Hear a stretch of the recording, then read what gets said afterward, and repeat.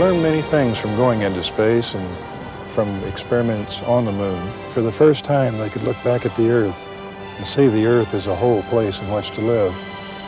Truly, the astronauts discovered for themselves many of the things that my ancestors have known for many years.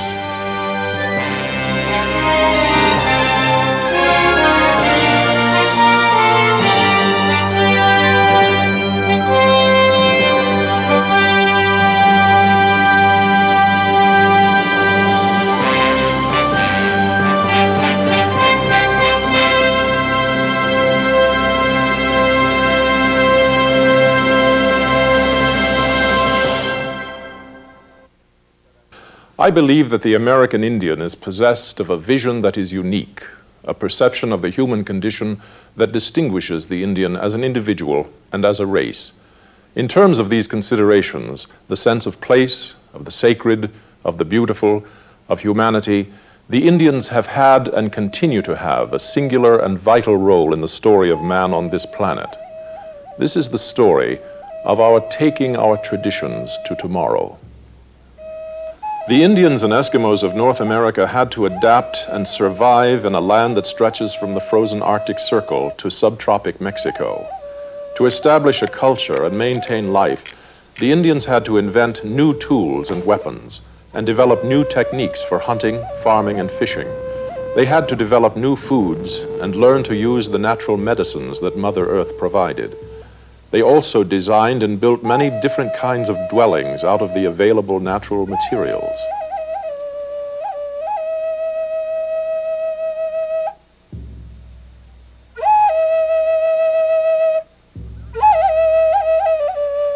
American Indians were more than just craftsmen. They often combined their craftsmanship with great artistic flair. They produced magnificent pottery, basketry, blankets, pipes, totem poles, paintings, petroglyphs, and other artifacts that have become treasures today. Although we tend to think of the American Indian as a single people, they are in fact as different as the various nationalities in Europe, with more than 400 languages and dialects.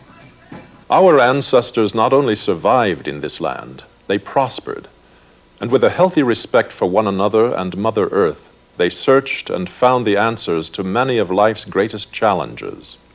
Indians have made many valuable contributions that continue to affect our lives today, but none as important as the influence they had on our American form of government.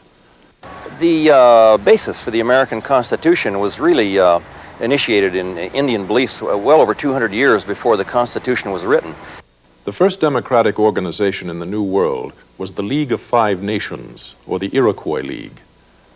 Basically, the League was an alliance of nations or states that shared common cultural traits. Each nation was permitted to govern itself with little or no League interference, but larger problems of government were decided by the Grand Council that met annually. There is proof now that through Franklin and people of his time and his association and interest in the Iroquois form of government, they did pattern the Constitution of the United States after our great law. Remember that the whole world in 1776 had kings and such. All right-minded, educated people knew that if you wanted to govern a country, you had to have a king. Well, we decided we didn't want one here. And so to whom did the Founding Fathers turn for a model of democratic government? There was no such thing anywhere in the world. They turned to the form of representative democracy that the League had, the League of the Iroquois. Even though we had developed very advanced cultures long before the white man arrived on this continent, there is a popular misconception that all our ancestors were nomads, roaming from place to place. Although many Indians lived in temporary shelters such as the teepee or the wickiup, most Indians lived in permanent housing. Where wood was plentiful, permanent log homes and meeting rooms were constructed. In the Southwest, where trees are scarce, the Indians built magnificent structures from clay and adobe bricks. An example of this was our nation's first high-rise apartment complex, Pueblo Bonito. It was built around 1000 AD in Chaco Canyon, New Mexico. It covered 3 acres and contained 800 rooms. Our forefathers had developed engineering skills that would be hard to master today without the help of our modern tools. Pueblo Bonito was a planned community that took 150 years to finish, with each succeeding generation building the structure to fit the concept of early designers. They blend quite harmoniously with the landscape surrounding them. And this bespeaks of a people who did not want to bring nature to heel, who did not want to bend nature to their wills. They wanted to live peacefully with nature. We have had recent discoveries such as that which indicates that Indian people had a very, very sophisticated notion of how to utilize light and heat most efficiently in the way they built on cliff ledges, cliff faces, and even out into the open. Many scholars now believe that Chaco Canyon was a major trade center where Indians of many tribes came to exchange their goods. Of all the Indian cultures in this country, none was more prosperous or sophisticated than that of the Mississippians, the temple mound builders of the Southeast. One group of mounds is called the Cahokia Mounds and is located near what is now East St. Louis, Illinois. We believe this to be the largest Indian community there ever was in this country. It was a very complex urban center, a city really, and along with that they had most problems we often associate with cities too. They were very advanced socially and politically. They lived together in very large groups. Some of the larger centers and towns may have had populations as great as 10,000, and there have even been estimates of centers with populations as large as 40,000 individuals. They had a society in which people occupied different statuses. They had different roles. Some people were more important than others in the community. The farmer played a major role in those cities. As the population grew, new food plants had to be developed and domesticated to meet the demand. Our ancestors domesticated more than 40 plants, including the white potato, which somehow became known as the Irish potato. Corn, or maize, is our best-known crop. Nearly a fourth of U.S. cropland is planted in corn each year, providing more than 8 billion bushels of corn worth more than $20 billion. Corn, potatoes, and peanuts, 3 crops our ancestors domesticated, comprise 42% of the world's food crop production. When there wasn't enough water for their crops, irrigation canals had to be designed and built. Indians of the Southwest began to experiment with diverting river water to cropland as early as the year 100. During the next 4 centuries, they developed canal systems near present-day Phoenix, Arizona. By 700 AD, their skill and labor resulted in extraordinary water engineering projects that rival modern efforts. They had a knowledge of how to intercept the river and to divert it many miles away from the river itself, rather than having to subsist right along the edge of the river. And they knew about how to provide the right grade and the right cross-section of canals, but most importantly, because main canals fed many tributary canals, they had to learn to operate those canals as they're operated today.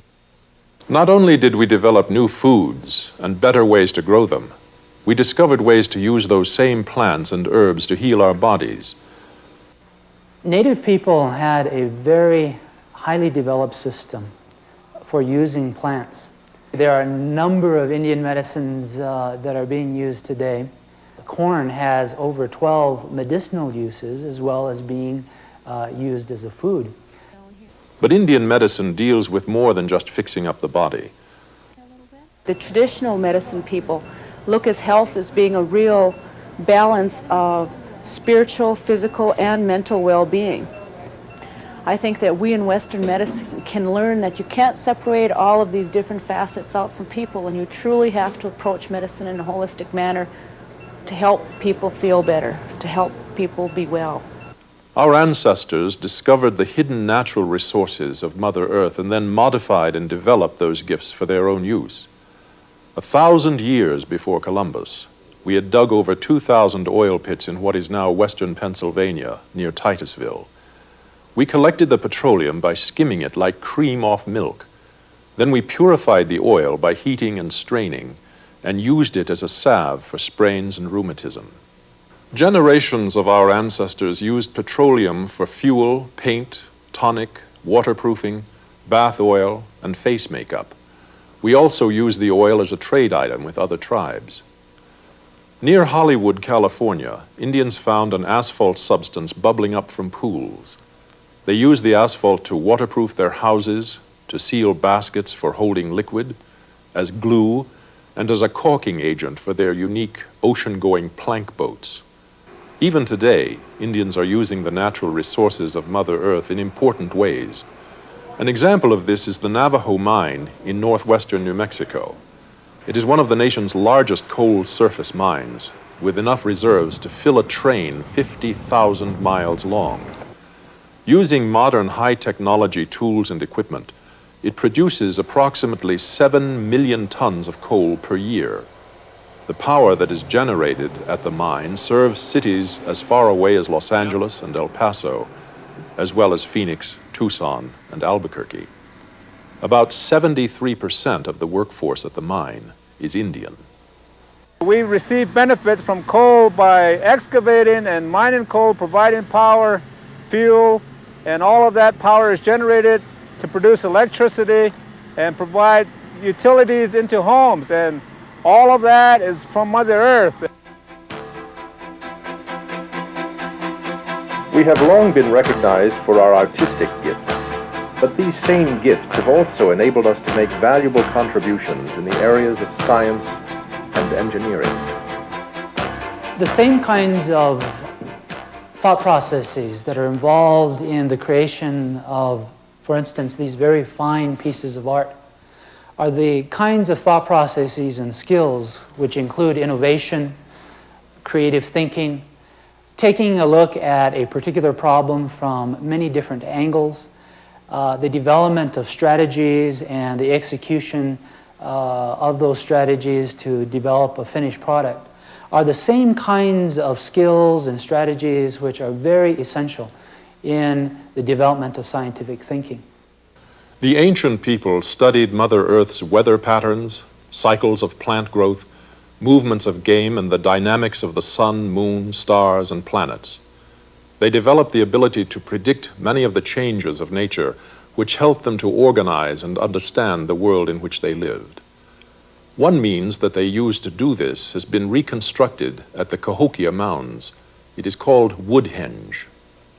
The fact that the Indians constructed Woodhenge indicates they had a need to record and document time, tell time of year.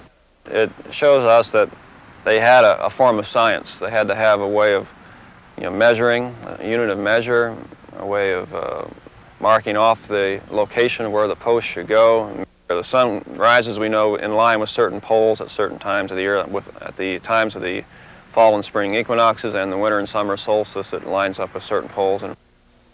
We are finding that many tribes had ingenious scientific calendars. This centuries-old medicine wheel is located on a high plateau in north-central Wyoming. The precise circle of stones is about 80 feet in diameter. Others used cracks or holes in the rocks combined with petroglyphs or rock carvings to measure the seasons. Yes, Indians have been an enormous influence in America, and there are thousands of outstanding Indian leaders at work in our country today. Indians, proud of their heritage, with a vision for the Indian of the future. One of the most influential Indians in America today is United States Congressman Ben Nighthorse Campbell from Colorado. He was an All-American in judo, a gold medal winner in the '63 Pan American Games, and captained the U.S. Olympic judo team in 1964. He is also a designing jeweler for the Franklin Mint, with over 200 awards for his jewelry design. Congressman Campbell didn't start life from a position of wealth and privilege. In fact, he spent a lot of his early years in an orphanage. I was in several orphanages when I was a youngster from 5 till about 9. I think during those years I didn't decide what I wanted to do in life. I decided what I didn't want to do in life and what I didn't want in my life. And I didn't want alcoholism, and I didn't want drug abuse, and I didn't want some of the things. And maybe through that process of elimination, I finally came to what there was left, and what there was left was the belief that you can be anything you want to be if you're willing to work for it. Dr. Hazel Dean John is the supervisor of Indian education for the state of New York. She is also one of the faith keepers of oral tradition of the Allegheny Seneca Longhouse. Dr. Dean John has made major contributions in the area of Indian languages and linguistic theory in general. When I speak, because our language encompasses body, mind, heart, and spirit, I touch your heart and you touch mine. Dr. Kathy Annette is the Chief Medical Officer for the Indian Health Service in the Bemidji area, including all of Minnesota, Wisconsin, and Michigan. She is also a board-certified family practitioner. In some small ways, I am making some differences. To see little Indian kids come up to me and say, hey, you're a doctor, I can be a doctor too, and being able to say to them, you bet you can. Those are some of the biggest rewards for me. Joe McKay is the Chief Executive Officer and President of the Blackfeet Indian Writing Company. The Blackfeet Indian Writing Company is owned by the tribe and is located on the Blackfeet Reservation. It employs over 200 people. They produce quality pens and pencils, as well as business diaries and calendars. Joe McKay is an attorney. He has degrees from both the University of Montana Law School and the School of Business. I decided early on, at the age of 17, that I wanted to have an education. From that point forward, it was a matter of saying to myself that I have the desire, and because I have the desire, there will be no obstacles to my accomplishing an education. Alfred H. Koyawema is manager of the Environmental Services Department of the Salt River Project in Phoenix, Arizona. He manages a staff of 21 scientists and engineers. Prior to joining the Salt River Project, Al developed and received patents worldwide on inertial guidance systems for aircraft. In addition to being a top scientist, Al is also a potter in the Hopi tradition. His work as an Indian artist has received national recognition and has been seen in the Smithsonian Institution, the Heard Museum, as well as many other outstanding museums and galleries. He is presently performing research on prehistoric ceramics with the Smithsonian.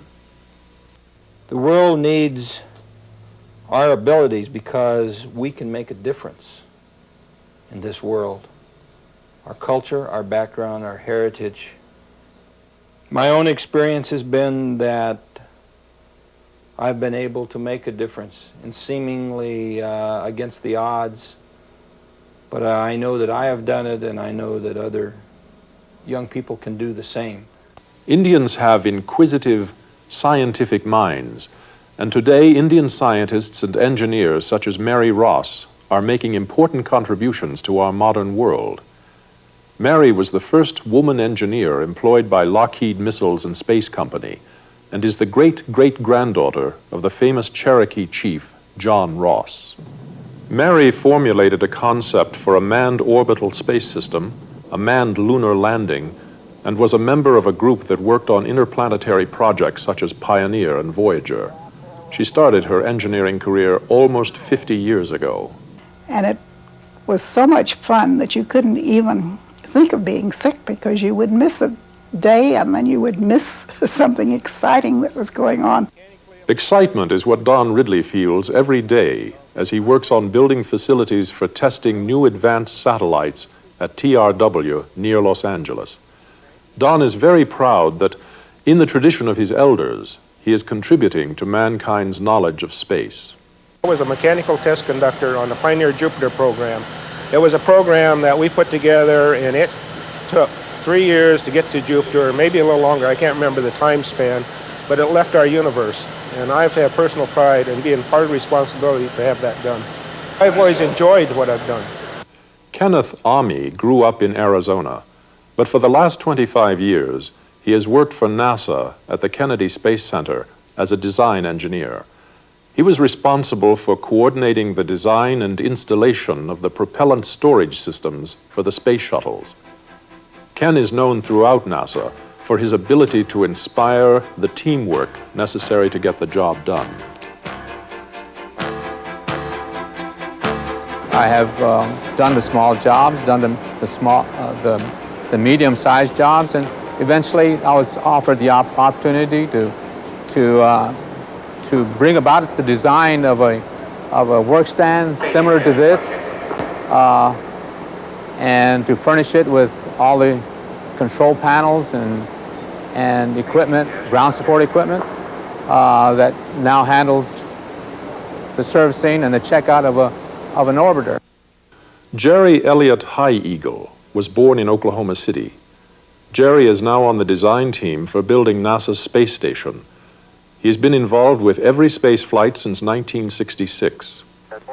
During the Apollo program and the landing on the moon, Jerry was a member of the team responsible for the actual landing on the moon. Tranquility Base here. The Eagle has landed.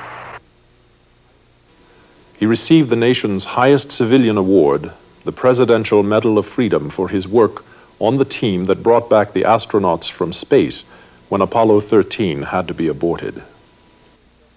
In the 1960s, we accepted the challenge to land men on the moon, and I accepted the challenge to help with that effort. You know, having a challenge is what our old people taught us, is that we can do whatever we want in this world. You know, the lesson I personally learned by helping land men on the moon was this: that the sky is no longer the limit, that with our thoughts we can reach the stars and our dreams come true. I've given you just a glimpse of our vision of the world, our relationship to Mother Earth, and our rightful place in history. To prepare us for taking our traditions to tomorrow, our heritage teaches us that we should listen to the voices of our elders. There we shall find wisdom, and we must share that wisdom with the world. This is my message to you. Remember, there is a future for you, and that what you achieve and accomplish through education, no one can take from you. Dream. Become what you really want to become. Taste life to the fullest, and appreciate all that our Creator has given in this natural environment. We were the first inhabitants of this land. We are the protectors of this land. We are given skills by our Creator. We need to apply those to save what we have that is left and to give a accomplishment and a kind of pride to our tribes, to reestablish our own people and to build nations. I think that one of the most important things that Indian people must do for themselves is to empower themselves and to believe in their abilities and in the potentials that they have to succeed in any area, whether it be the arts, sciences, or humanities. Study hard. Grades are very, very important. What we have to do, I think, is keep our traditions intact, keep our beliefs intact, keep our family units intact, and still be able to learn from the dominant culture and learn how to move in both societies. Remain close to your family, your community, your people.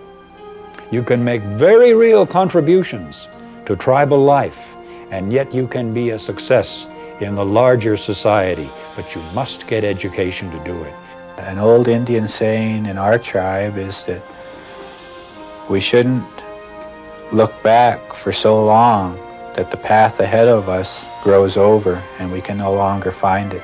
You know, the old people were very concerned about our survival and taught us the importance of getting an education. The one thing my grandfather said to me I'll always remember. He said, never be afraid to dream. I've realized my dream, and so can you.